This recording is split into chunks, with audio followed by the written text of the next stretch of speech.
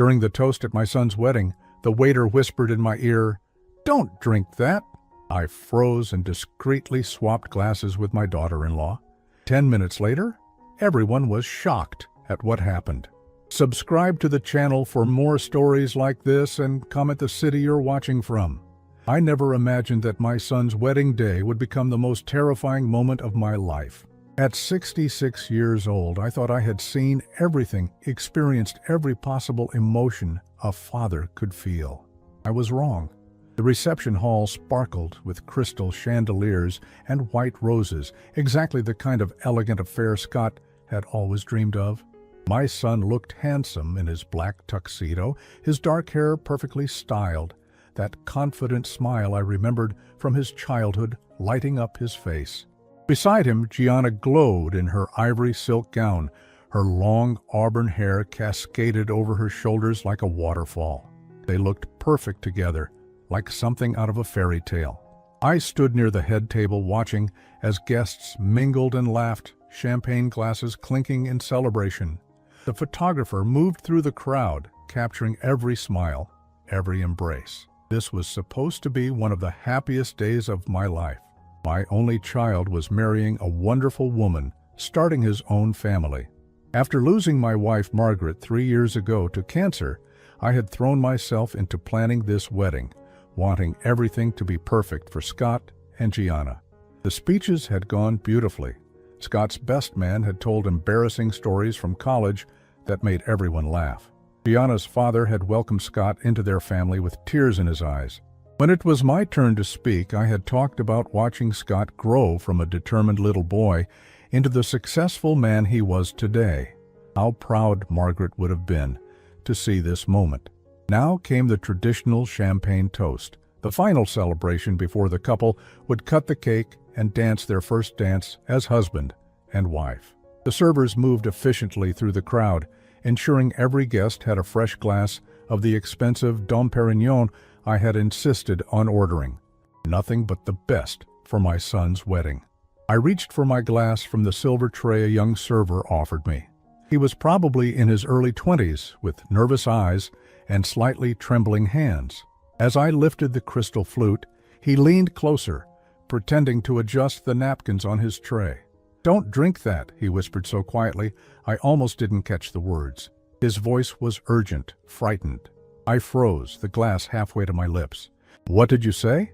But he had already moved away, disappearing into the crowd of servers, rushing to ensure everyone had champagne for the toast.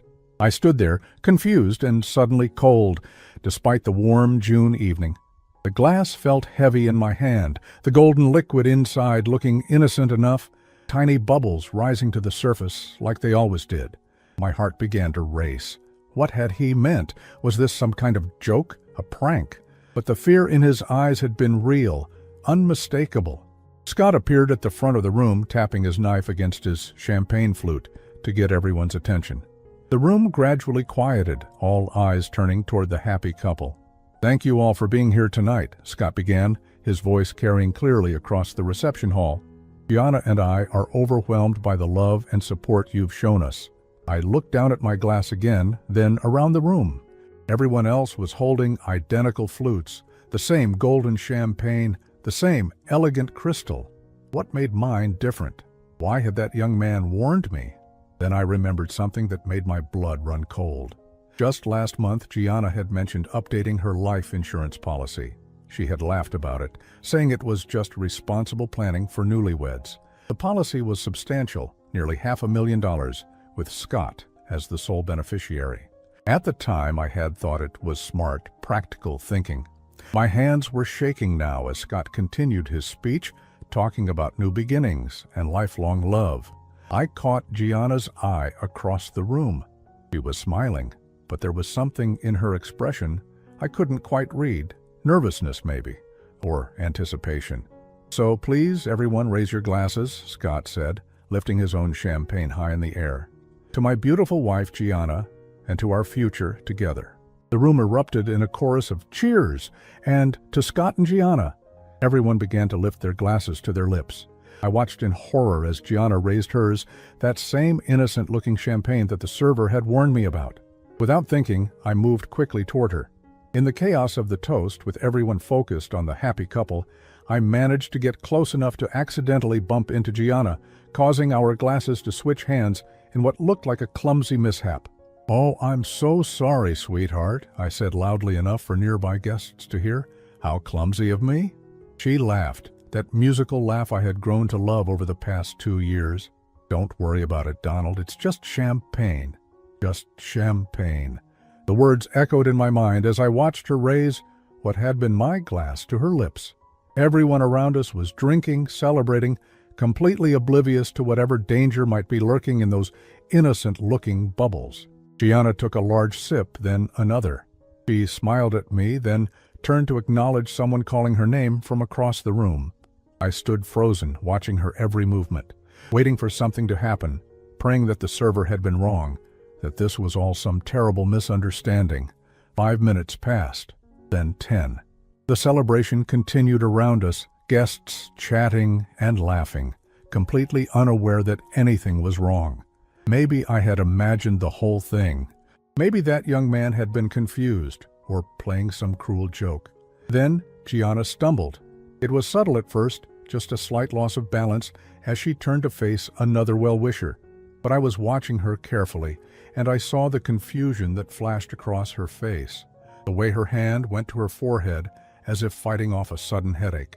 "Are you feeling all right, dear?" I asked, moving closer to her. "I'm fine," she said, but her words were slightly slurred. "Just a little dizzy." Probably all the excitement, but she wasn't fine. Even as she spoke, her face was growing pale, a sheen of perspiration appearing on her forehead despite the air conditioning. Her hand gripped my arm for support, and I could feel her trembling. Scott appeared beside us, his face immediately creased with concern. "Gianna, what's wrong?" "I don't feel well," she whispered, and then her knees buckled. I caught her as she fell, her body going completely limp, in my arms. Around us, guests began to scream. Someone shouted for a doctor. The celebration dissolved into chaos as people pushed forward to see what was happening, their faces masks of shock and fear. "Call 911, Scott yelled, his voice cracking with panic or what sounded like panic. He knelt beside me as I lowered Gianna to the floor, her breathing shallow and labored. As I held my daughter-in-law's unconscious form, watching her beautiful face grow paler by the second, one terrifying thought consumed my mind. If I hadn't switched those glasses, I would be the one lying here dying, and no one would ever know it wasn't an accident. The hospital waiting room smelled like disinfectant and fear. Fluorescent lights buzzed overhead, casting everything in a harsh, unforgiving glow that made everyone look sicker than they probably were. I sat in one of those uncomfortable plastic chairs, still wearing my wedding tuxedo, though I had long since loosened my tie and unbuttoned my jacket. The fabric felt suffocating now, a reminder of how quickly celebration had turned to nightmare. It had been 4 hours since the ambulance arrived at the reception hall. 4 hours since I watched the paramedics work frantically over Gianna's unconscious body while wedding guests stood around in their formal attire, champagne glasses abandoned on tables, their faces frozen in shock. The beautiful reception hall that had been filled with laughter and music now felt like a crime scene in my memory. Scott paced back and forth in front of the vending machines, his black dress shoes clicking against the linoleum floor with each step. He had been doing this for the past hour, unable to sit still, running his hands through his dark hair until it stood up in messy spikes. To anyone watching, he looked like a devoted husband consumed with worry for his new bride. But something felt wrong. I couldn't put my finger on it exactly, but there were details that nagged at me, small inconsistencies that made my chest tight with unease. When the paramedics had been working on Gianna, Scott had seemed genuinely panicked, shouting for them to help her, demanding to know what was happening. But in quieter moments, when he thought no one was looking, I caught glimpses of something else in his expression. Not grief or fear, but something colder, more calculating. "Any word yet?" asked Robert, Gianna's father.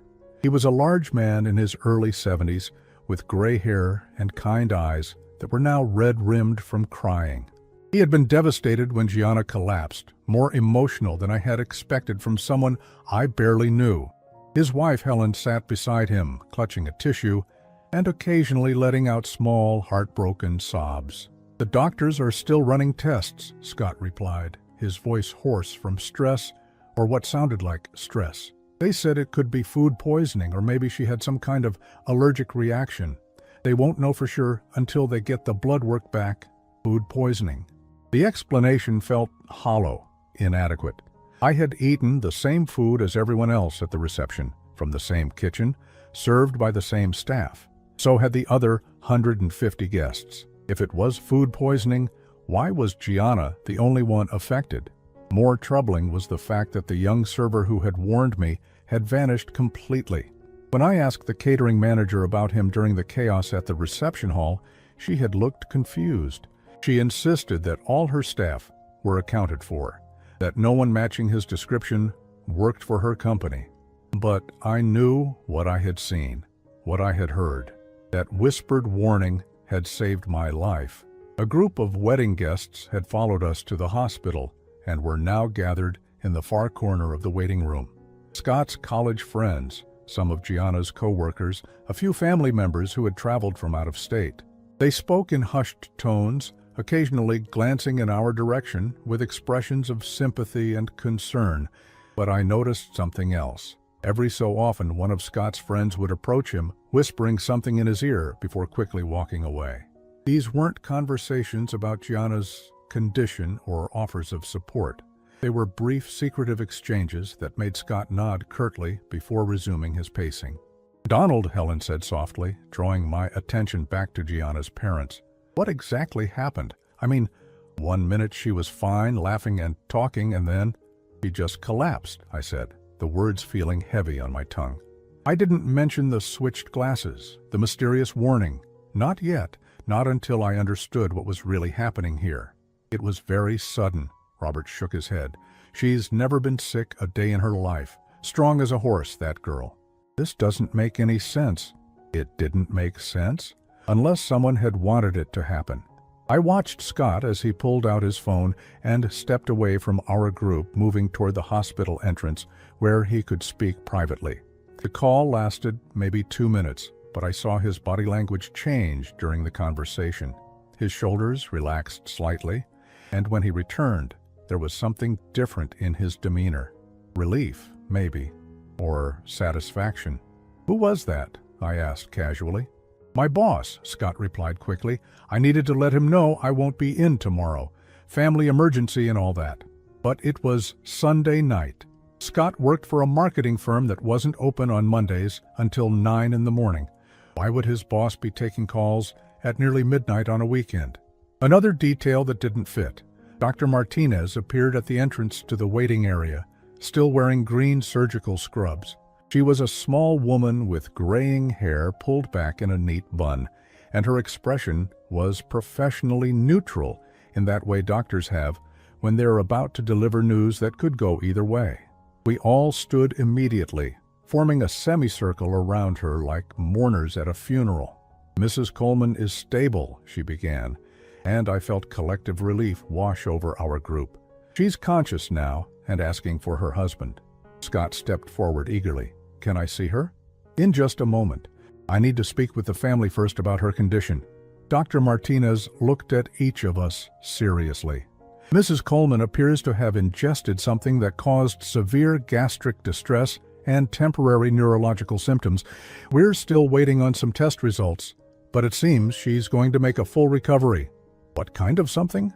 Robert asked, his voice tight with concern. "We're not entirely sure yet. It could have been an allergic reaction to something she ate or drank, or possibly some kind of contamination. The important thing is that she's going to be fine." I felt a chill run down my spine. Contamination. The word hung in the air like an accusation. "Can you be more specific about what might have caused this?" I found myself asking. Dr. Martinez hesitated. "Well, the symptoms are consistent with several possibilities. We'll know more when we get the complete toxicology results back. That should be sometime tomorrow." Toxicology, not allergy testing, not routine blood work. Toxicology meant they suspected she had been poisoned. Scott's face went white. "Poisoned? Are you saying someone tried to poison my wife?" I'm not saying anything definitive yet, Dr. Martinez replied carefully. We're just being thorough in our testing. Mr. Coleman, you can see your wife now, but please keep the visit brief. She needs rest. As Scott hurried off toward Gianna's room, I remained in the waiting area with her parents and the other guests. But my mind was racing, connecting dots that formed a picture I didn't want to see. The life insurance policy Gianna had mentioned, the mysterious server who had warned me and then disappeared, Scott's strange behavior, those whispered conversations with his friends, the phone call that had seemed to relieve him, and now the possibility that Gianna had been intentionally poisoned. I pulled out my phone and scrolled through my recent calls until I found the number for Detective Morrison, a man I had met years ago through my work with a local charity. We weren't close friends, but we had maintained a cordial relationship over the years. Morrison, his gruff voice answered on the third ring. Jim, it's Donald Hartwell. I'm sorry to call so late, but I need some advice. Donald, good to hear from you. What's going on? I looked around the waiting room, making sure no one was paying attention to my conversation. If someone suspected that a person had been poisoned, but wasn't sure, what would be the appropriate way to handle that situation? There was a pause. Are we talking hypothetically here, Donald? Not exactly. Another pause, longer this time. Where are you right now? St. Mary's Hospital. My daughter-in-law is in the emergency room. She collapsed at her wedding reception tonight after drinking champagne. The doctors are running toxicology tests. Jesus, Donald, are you saying you think someone tried to poison her at her own wedding? I closed my eyes, the weight of my suspicions settling over me like a heavy blanket. I'm saying I think someone tried to poison me, and she drank from the wrong glass. The silence on the other end of the phone seemed to stretch forever. When Jim finally spoke, his voice was deadly serious. Don't leave that hospital. Don't eat or drink anything anyone gives you. I'm on my way. As I hung up the phone, I realized that calling Detective Morrison had just made everything real. This wasn't paranoia or an old man's overactive imagination.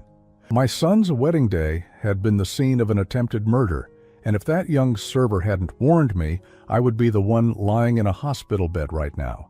Or more likely, I would be lying in the morgue. Detective Morrison arrived at the hospital just after 2 a.m, looking exactly like what he was. A tired cop who had been dragged out of bed to investigate something that probably wouldn't make sense until the sun came up. He was a stocky man in his 50s with prematurely gray hair and the kind of weathered face that came from 25 years of dealing with the worst humanity had to offer. I met him in the hospital lobby, away from the others who were still keeping vigil in the waiting room. The late hour had thinned the crowd considerably. Most of the wedding guests had gone home, leaving only Scott, Gianna's parents, and a handful of close friends who refused to abandon their posts until they knew she would be okay. Tell me everything, Jim said without preamble, pulling out a small notebook that looked like it had seen better days. Start from the beginning and don't leave out any details, no matter how insignificant they might seem. I told him about the reception, the young server who had warned me about the champagne, the way I had switched glasses with Gianna in what looked like an accident. I described Scott's strange behavior, the whispered conversations, the phone call that had seemed to bring him relief rather than comfort. Jim listened without interruption, occasionally jotting down notes, his expression growing more serious with each detail. This server, he said when I finished. Describe him again. Early 20s, maybe 5 feet 8 inches tall, brown hair, nervous demeanor. He was terrified when he warned me, but then he just disappeared into the crowd. And the catering manager said no one matching that description worked for her company? That's right. She seemed genuinely confused when I asked about him. Jim closed his notebook and studied my face carefully. Donald, I have to ask this, and I need you to think hard before you answer. Is there any reason someone might want to hurt you? Any enemies, business disputes, financial problems that might motivate someone to take extreme measures? The question hit me like a physical blow. I had been so focused on the mechanics of what had happened that I hadn't really considered the why. Who would want to kill me? And more importantly, who would be desperate enough to try it at my son's wedding in front of 150 witnesses? I can't think of anyone, I said honestly. I retired from my accounting firm 5 years ago. I do some volunteer work, play golf twice a week, spend time with Scott and Gianna. I live quietly. What about your will? Who benefits if something happens to you? My stomach dropped. Scott is my only heir. Everything goes to him when I die. Huh? Jim's expression darkened. How much are we talking about? The house is worth about $400,000. I have investments, retirement savings, life insurance, altogether maybe $1.2 million. That's a substantial motive. The words hung in the air between us like an accusation I couldn't bear to acknowledge. My son, the boy I had raised, taught to ride a bicycle, helped with homework, walked across the stage at his college graduation. The man I had just watched marry the woman he claimed to love. Could he really be capable of murder? There has to be another explanation, I said, but even as I spoke the words, they felt hollow. Let's go find that server, Jim said. We returned to the reception hall, which was now dark and empty except for the cleaning crew working to restore it to its normal state. The elegant decorations that had taken months to plan were being packed away in boxes, the flowers already wilting in the warm night air. It felt like visiting the scene of a crime, which I supposed it was. The catering manager, a harried-looking woman named Patricia, was supervising the cleanup. She looked exhausted and stressed, probably worried about liability issues and what this incident would do to her business reputation. I told you before, she said, when Jim showed her his badge and asked about the mysterious server. All of my employees are accounted for. Here's the complete list. She handed Jim a clipboard with names, addresses, and phone numbers of everyone who had worked the event. Jim studied it carefully, then looked up at me. Point out where you first saw him. I led him to the area near the head table, where I had been standing when the young man approached me with the champagne. The table had already been cleared, the centerpiece of white roses packed away with the rest of the decorations. He came from that direction, I said, pointing toward the kitchen entrance, but he could have approached from anywhere. There were servers moving all around the room. Jim questioned Patricia and her staff methodically, but no one remembered seeing anyone who matched the description I had given. Either I had imagined the entire encounter, which I knew I hadn't, or someone had infiltrated the catering staff specifically to warn me about the poisoned champagne.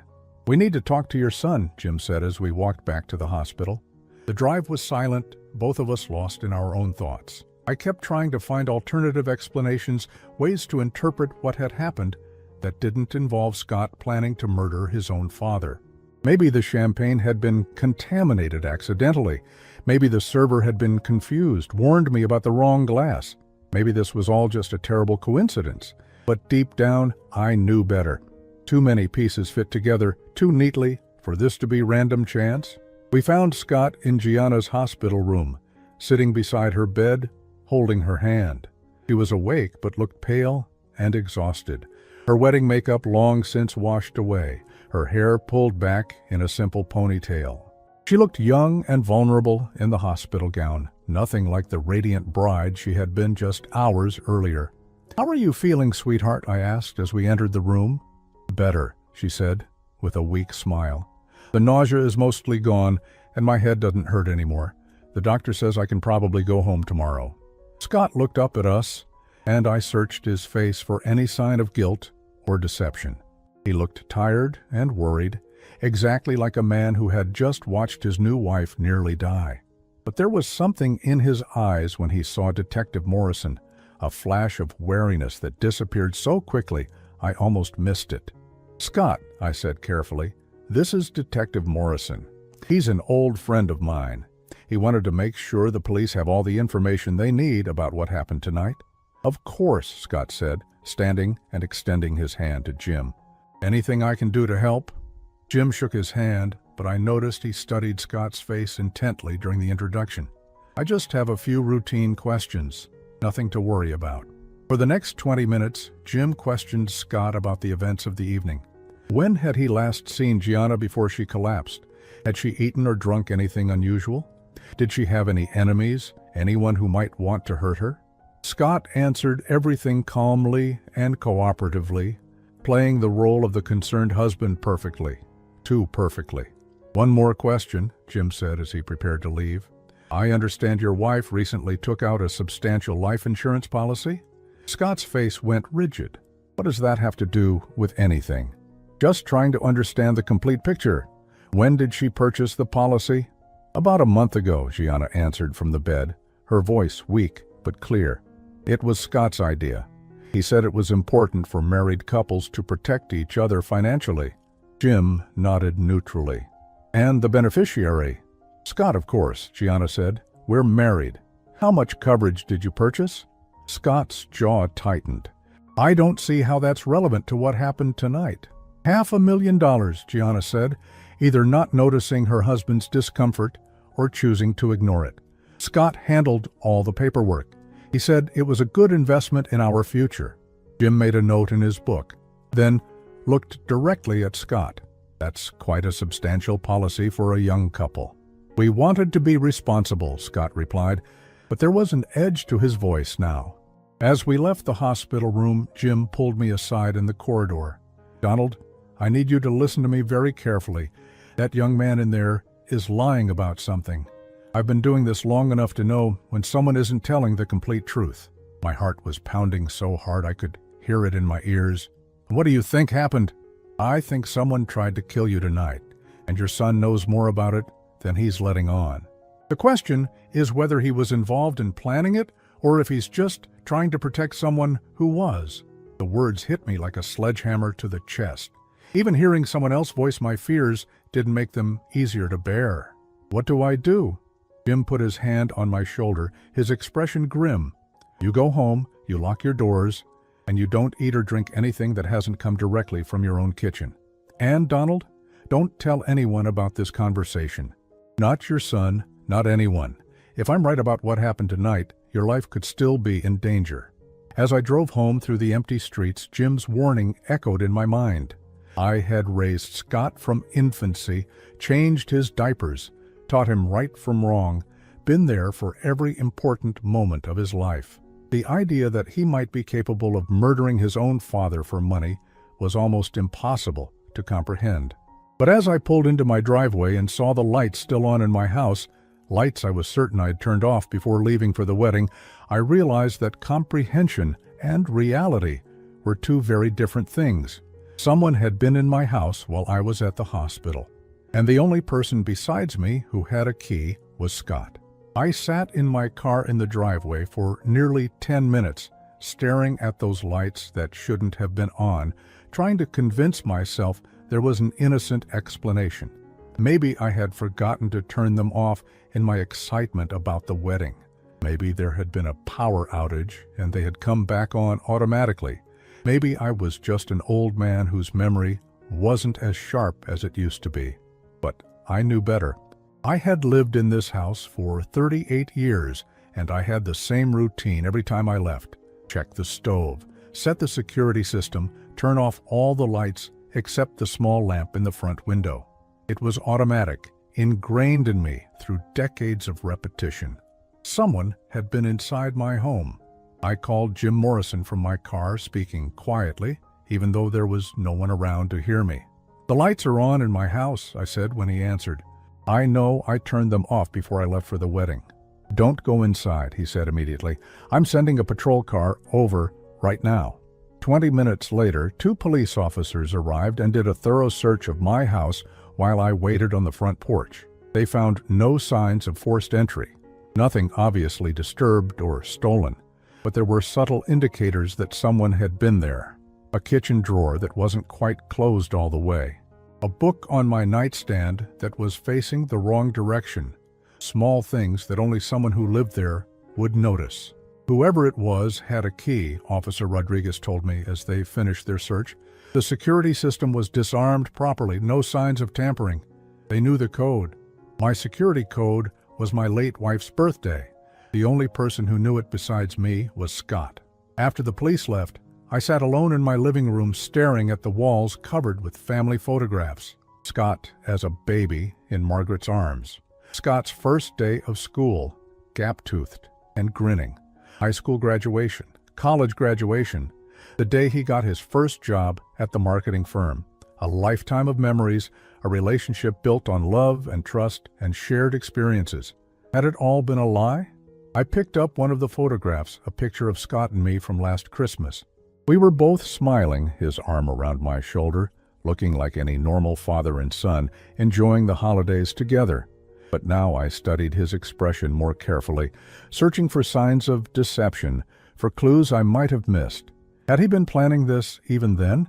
Had he looked at his aging father and seen not a man who loved him, but an obstacle standing between him and a substantial inheritance? Sleep was impossible. I spent the night in my recliner with every light in the house blazing and my baseball bat within easy reach, jumping at every small sound. By morning I felt hollow and exhausted, like I had aged 10 years in a single night.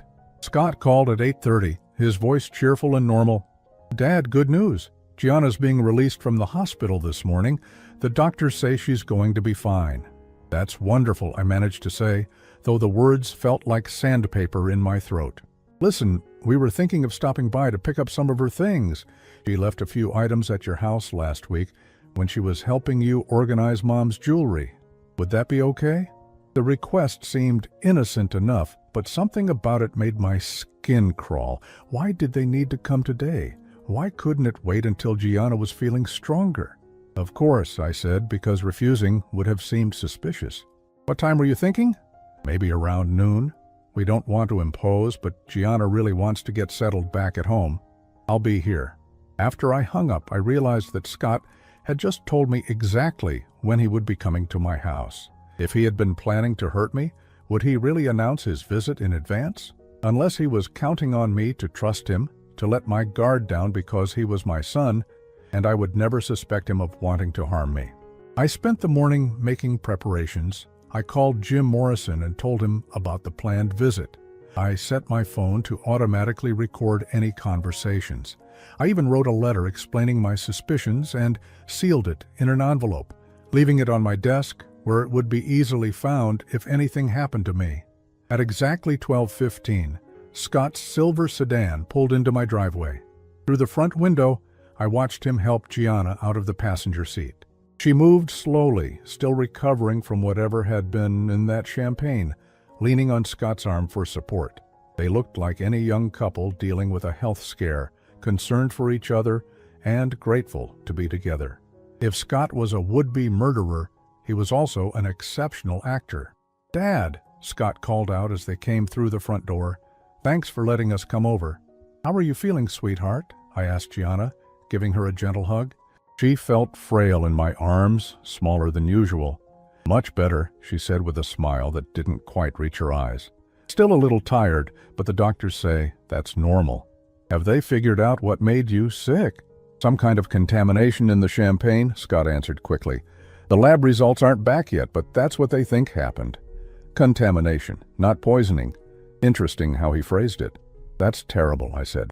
"I hope the catering company is taking responsibility." "Oh, we're not worried about that right now," Gianna said. "We just want to put the whole thing behind us and focus on being married." She went upstairs to gather her things while Scott and I remained in the living room. This was my chance, maybe my only chance, to look into my son's eyes and get the truth. "Scott," I said carefully, "can I ask you something?" "Of course, Dad. Anything." "Yesterday, when Gianna collapsed, you seemed, I don't know how to put this, you seemed almost relieved when the doctor said she was going to be okay."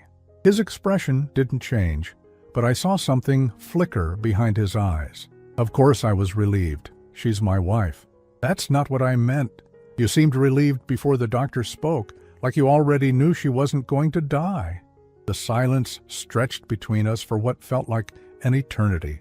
Scott studied my face, and I could see him trying to decide how to respond. "Dad, what are you trying to say?"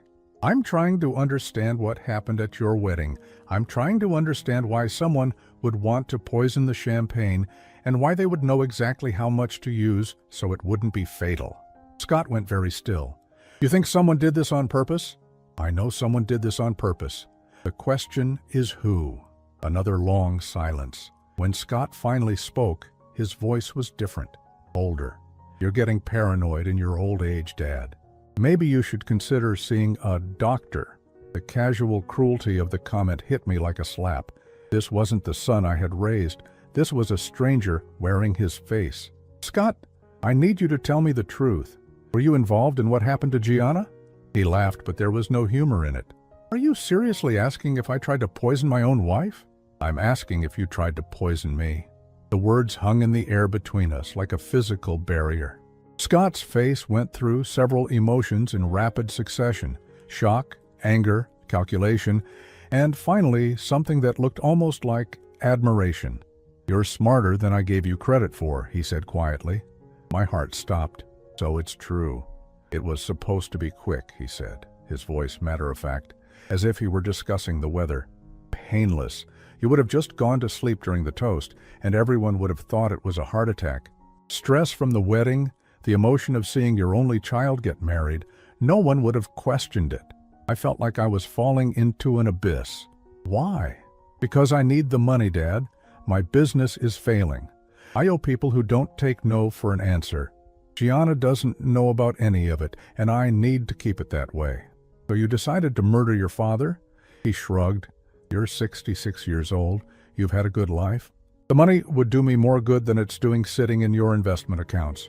The casual way he dismissed my life, like I was nothing more than an inconvenience standing between him and what he wanted, was more devastating than any physical blow could have been. The server who warned me, I said. Who was he? Someone I hired to make sure you drank from the right glass, but apparently he grew a conscience at the last minute. Scott's expression hardened. Don't worry. He won't be a problem anymore.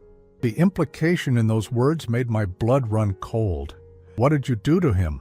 Let's just say he won't be telling anyone about our arrangement. I stared at my son, this person I no longer recognized, and realized I was looking at a stranger. Worse than a stranger. I was looking at a monster I had somehow created. Gianna, I said, she doesn't know? Gianna thinks you had a mild heart episode and switched glasses by accident when you stumbled.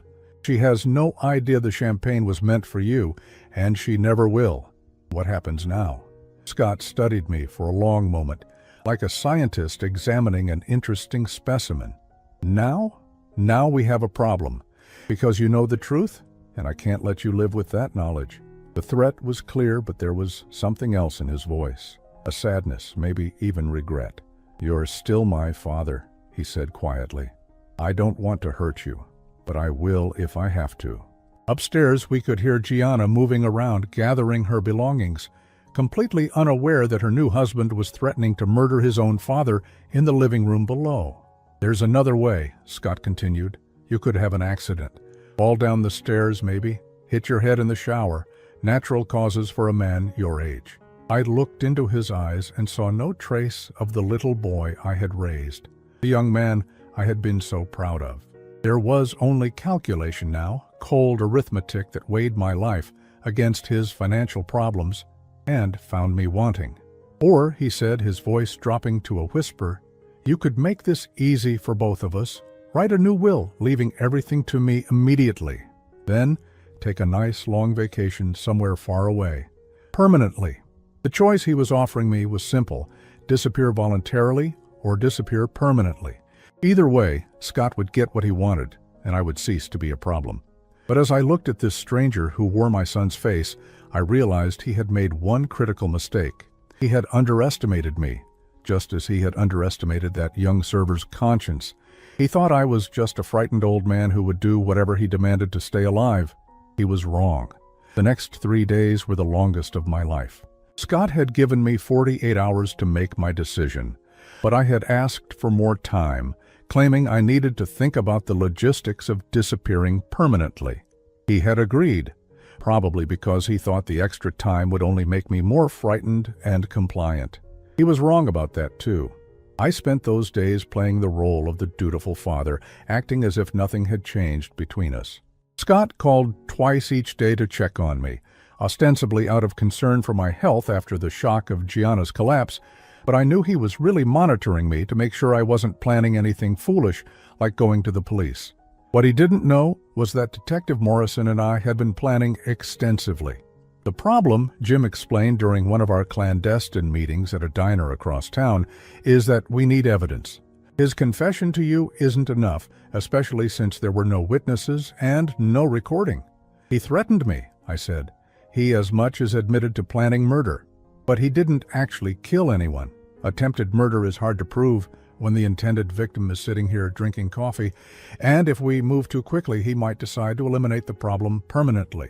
Jim was right.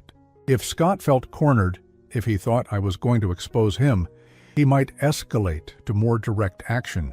The veiled threats he had made about accidents and natural causes weren't idle speculation. He had already proven he was willing to kill for money.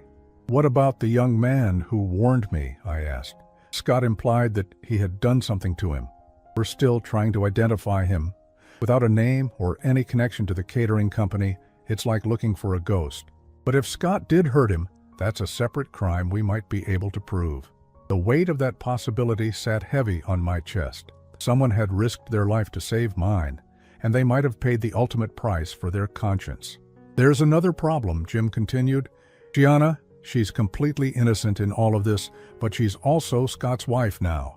If we arrest him, she's going to be devastated. And if he's telling the truth about his financial problems, she might be left with nothing." Gianna, sweet, trusting Gianna, who had no idea she had married a monster. She had been calling me every day to check on how I was handling the stress of her wedding day collapse. She was worried about me, treating me like the loving father-in-law she thought I was, while her husband planned my murder. "We need to get him to confess again," Jim said, "but this time we need it on record." "How do we do that?" "We give him what he wants, or at least we make him think we're giving him what he wants." Jim explained his plan. It was risky, potentially dangerous, but it was the only way to get the evidence we needed to put Scott away and protect Gianna from the truth about what kind of man she had married. That evening, Scott came to visit. He brought takeout Chinese food and a bottle of wine, playing the role of the caring son who was worried about his father's emotional state. "You look tired, Dad," he said as we sat at my kitchen table, sharing lo mein and sweet and sour chicken like we had done dozens of times over the years. "Have you been sleeping okay?" "Not really," I admitted. "I keep thinking about what you told me." He nodded sympathetically. "I know it's a lot to process, but you have to understand, I never wanted it to come to this. If there had been any other way—" "Tell me about the financial problems," I said. "Maybe there's another solution." Scott's expression darkened. "It's beyond anything you could help with, Dad.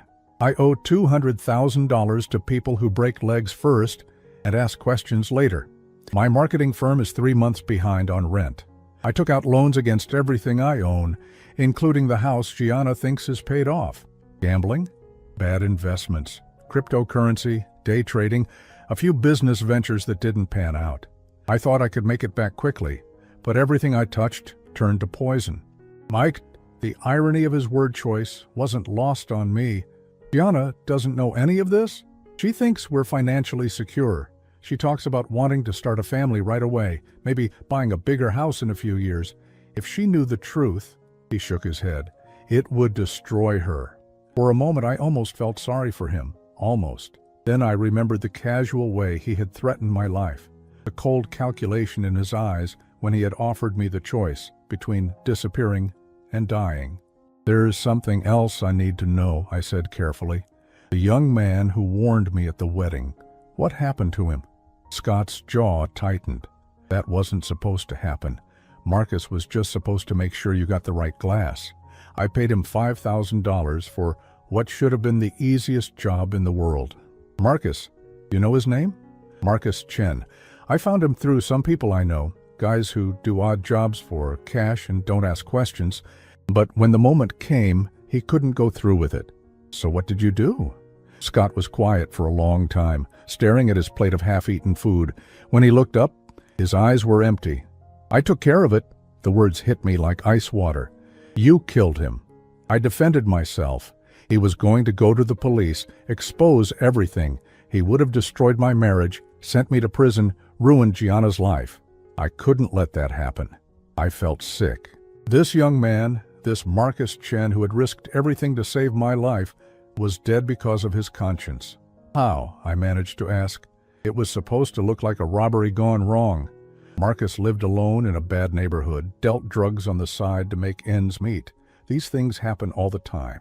Scott spoke about murder like it was a minor inconvenience, a problem to be solved rather than a human life ended. I stared at my son and realized I was looking at a complete sociopath. You feel no remorse at all, do you? Remorse is a luxury I can't afford, Dad. I did what I had to do to protect my family. By killing innocent people? Marcus wasn't innocent. He was a drug dealer who tried to blackmail me after he lost his nerve. And you... Scott leaned back in his chair, studying me. You're not innocent either. What does that mean? It means you've lived your life, Dad. You've had your career, your marriage, your chance to make something of yourself. Now it's my turn. The money you're hoarding in investment accounts could save my marriage, could give me a chance to start over. Instead, you're sitting on it like some kind of miser while your own son drowns in debt. The twisted logic of his reasoning was breathtaking. In Scott's mind, I was the villain for not dying on schedule and leaving him my inheritance. So you're saying I deserve to be murdered? I'm saying you're being selfish. You're putting your own life ahead of mine and Gianna's future happiness. I had heard enough, more than enough. I excused myself to go to the bathroom, but instead I went to my bedroom and activated the recording app on my phone, then returned to the kitchen. I've made my decision, I said. Scott leaned forward eagerly. And I'll do what you want, but I need guarantees. What kind of guarantees? I want to make sure Gianna is taken care of. I want to know that you'll use the money to get out of debt and build a real life with her, not blow it on more bad investments. Of course, Dad. That's all I've ever wanted. The lie rolled off his tongue so easily, it was almost impressive. And I want to know that there won't be any more murders, no more Marcus Chens, no more innocent people dying because they get in your way. Scott's expression hardened slightly. There won't be any need for that if you cooperate. Va, but if I don't cooperate, if I change my mind, then you'll have an accident, and Gianna will inherit everything anyway. The only difference is that she'll spend the rest of her life mourning her wonderful father-in-law instead of enjoying her new life as a wealthy widow. There it was, the confession I needed, the threat clearly stated, the cold-blooded calculation that proved what kind of man my son had become. I understand, I said quietly. Good. I'll bring the paperwork tomorrow. New will, power of attorney, everything you need to sign before you take your permanent vacation. After Scott left, I sat in my kitchen and wept. Not just for Marcus Chen, whose only crime had been trying to save my life. Not just for Gianna, who was about to lose everything she thought she had. I wept for the little boy Scott had once been, for the man I had hoped he would become, for the family that was about to be destroyed by greed and selfishness. But mostly I wept for the terrible decision I was about to make. Because tomorrow, when Scott came back with those papers, I was going to destroy him. Not just legally, but completely. I was going to take away everything he cared about and leave him with nothing but the consequences of his choices. He had taught me that family meant nothing when money was involved.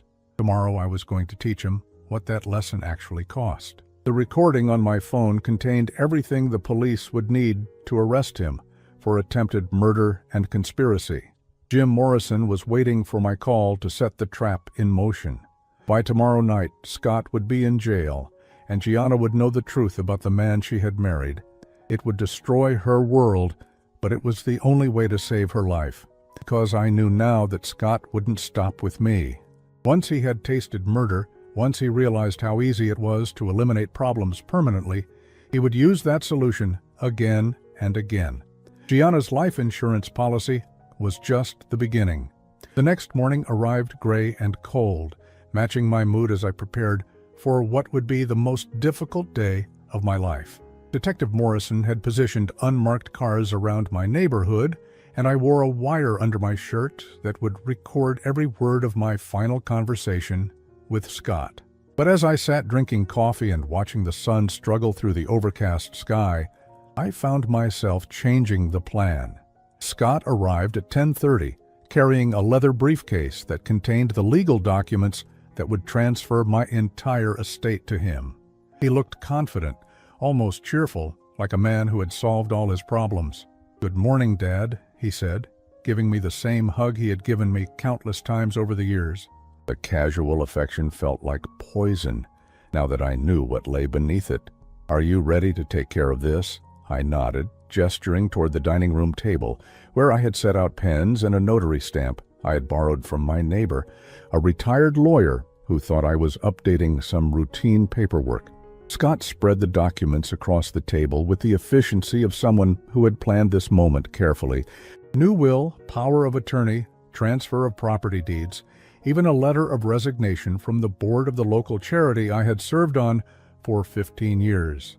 Once you sign these, he explained, everything will be legally transferred to me. Then you can disappear, and everyone will assume you decided to travel in your retirement years. Maybe you moved to Florida.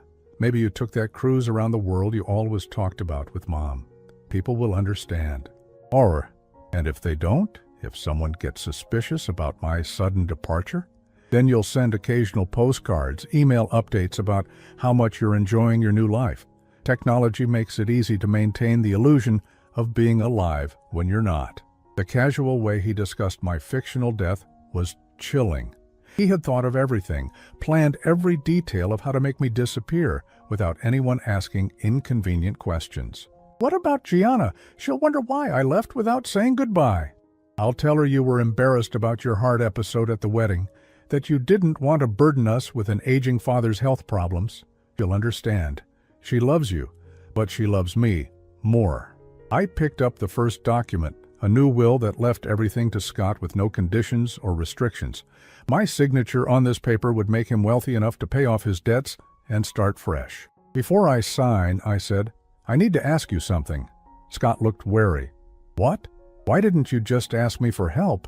If you were in financial trouble, if you needed money to save your marriage, why didn't you come to me as my son instead of trying to murder me? For a moment, something flickered across his face. Shame, maybe, or regret.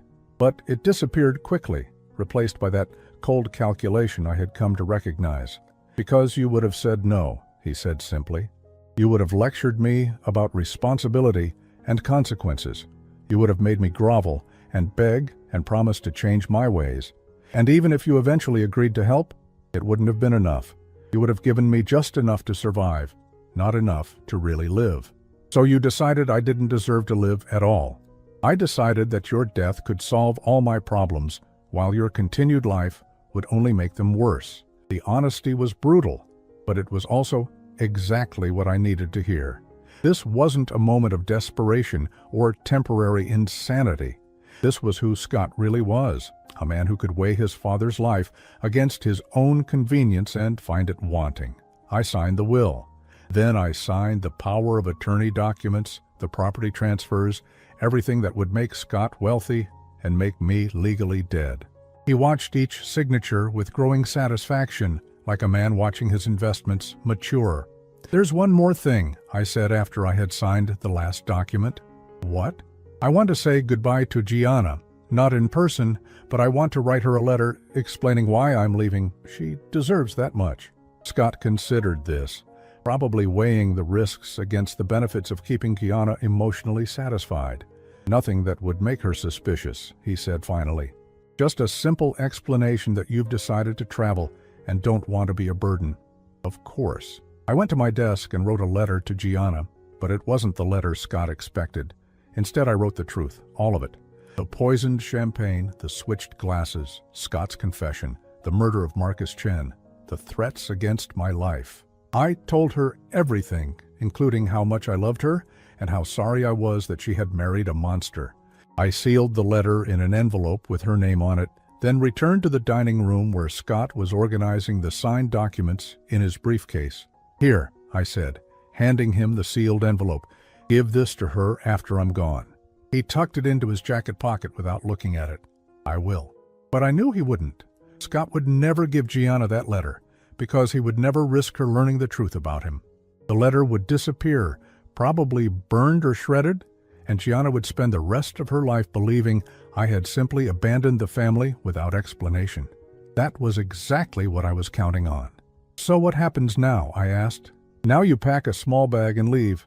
Drive to the airport, park your car in long-term parking, and disappear. I'll report you missing after a few weeks. Tell everyone I'm worried, because you haven't been returning my calls. Eventually, people will assume you had an accident or decided to start fresh somewhere else. And then you really do disappear. permanently. The threat was clear. Scott had no intention of letting me live, even if I cooperated completely. I was a loose end that needed to be tied off. I nodded, as if I understood and accepted his plan. I should go pack. "Dad," Scott said, as I headed toward the stairs. There was something different in his voice, softer. "For what it's worth, I am sorry it came to this.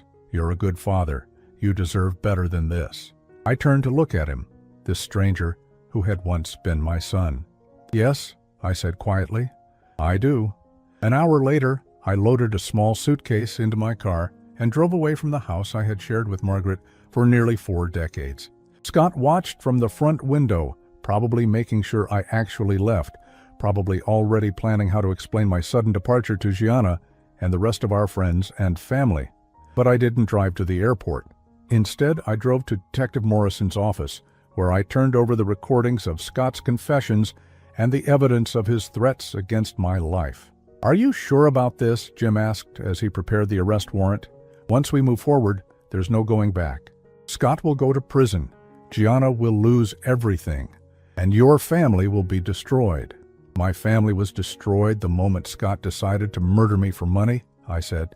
"Now I'm just making sure he faces the consequences." "What about you? Where will you go?" I had thought about that during the drive over.